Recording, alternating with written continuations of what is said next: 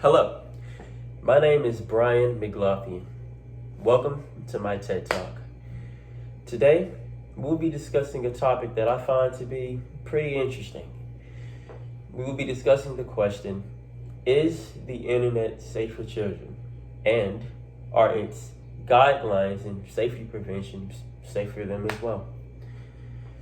Now, that is an important question. So I don't want to trade lightly on it or too heavy.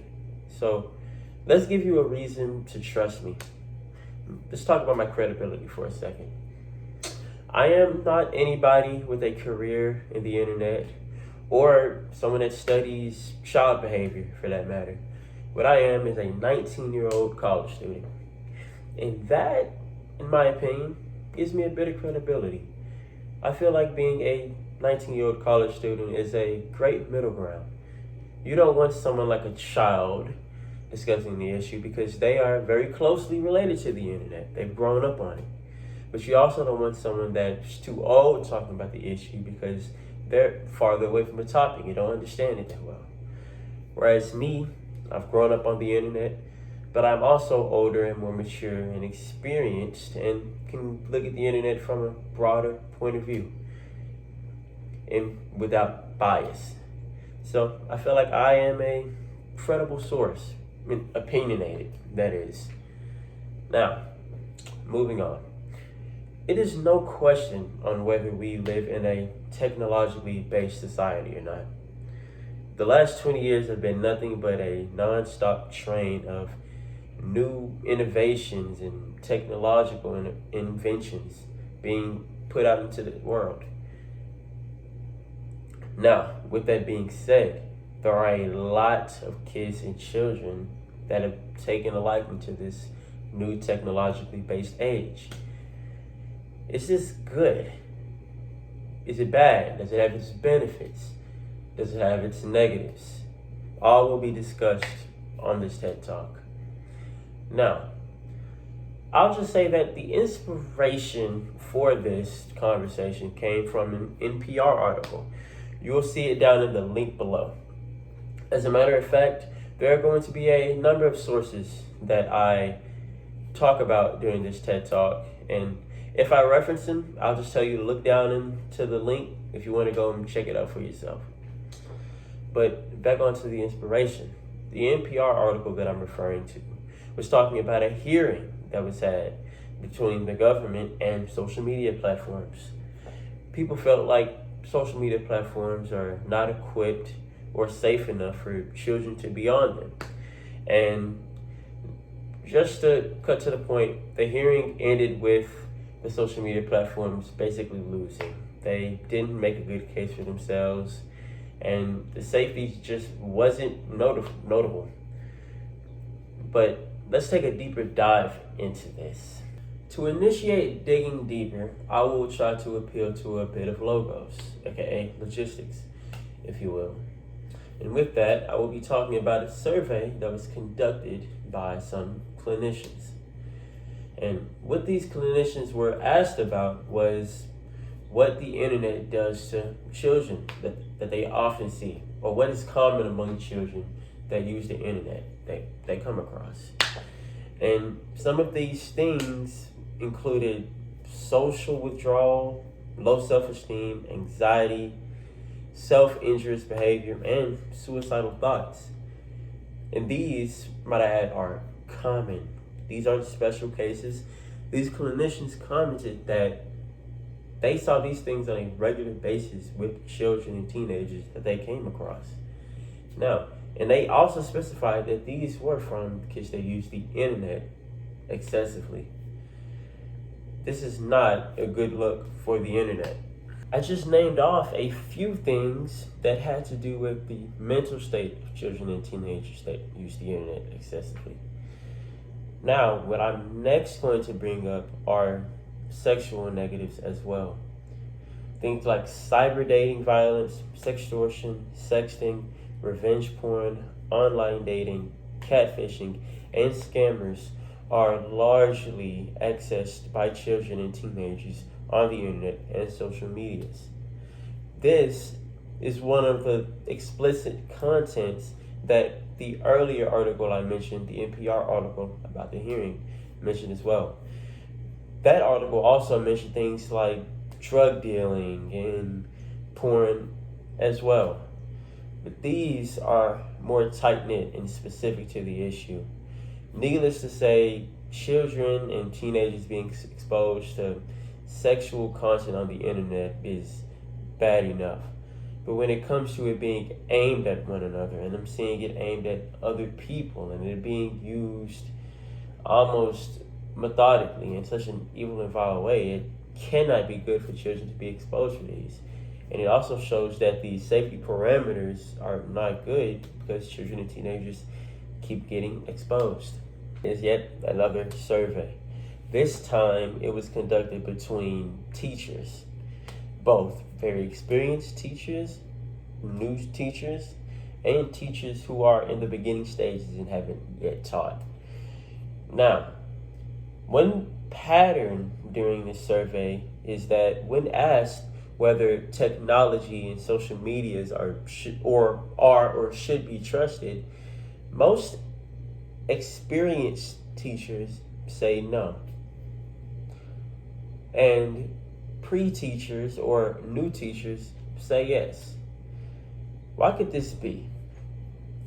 I believe that it is because the experienced teachers are experienced. They are well known with children. They know children best. They are the most likely to know what would work better for most children versus what wouldn't. The inexperienced teachers, aka the new teachers or the pre-ed teachers, they aren't likely to know these things, which would result in them likely trusting the internet when it's not good to do so. As I mentioned in the introduction of this TED Talk, there are benefits that come with the internet and social media. One of which are that there is a new idea out there that using the internet as a coping mechanism or to stage interventions has proved to be quite helpful. The internet is very innovative, as I said earlier, and it creates very practical uses for it. It is able to help with depression and anxiety in some psychiatric ways. It helps people get through their depression. But, however, as I said earlier, social withdrawal, low self-esteem, anxiety, self-injurious behavior, and suicidal thoughts are also common with the internet.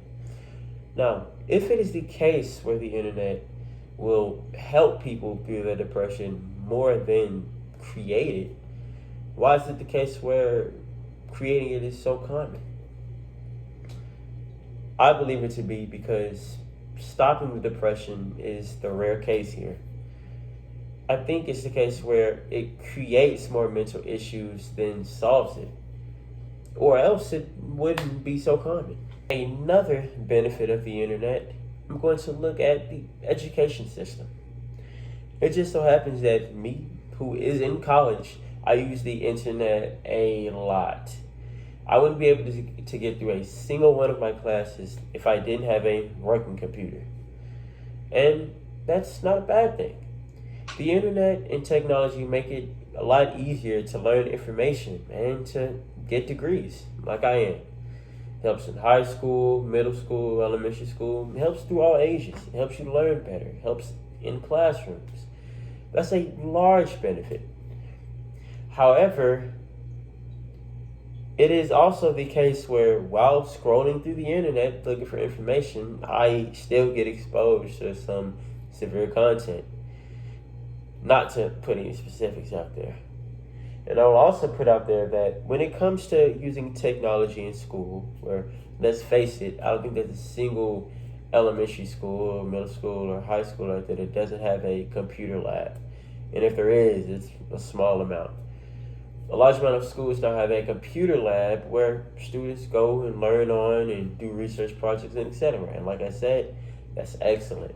But what you have to remember is school internet has personal restrictions on them. It blocks what kids can search and look through, and etc. Those are almost like a law. Those have to be there to stop kids from accessing bad things. And again, speaking from personal experience, even while doing that back in high school, I was still exposed to some negative content. So even those aren't 100%. But it isn't a question on whether schools have enough safety guidelines on them. It is where the internet in general, as in kids at home playing on their tablets, or kids on their PlayStation or Xbox, in game chats with older men. Are these things safe? And they are not. I am someone who has a video game and has gotten cursed out a lot. And coming from someone who has a younger sister who has an iPad, that worries me. So just think about what parents would think. If my credibility isn't trustworthy in your opinion, I strongly urge you to trust in this next bit of information.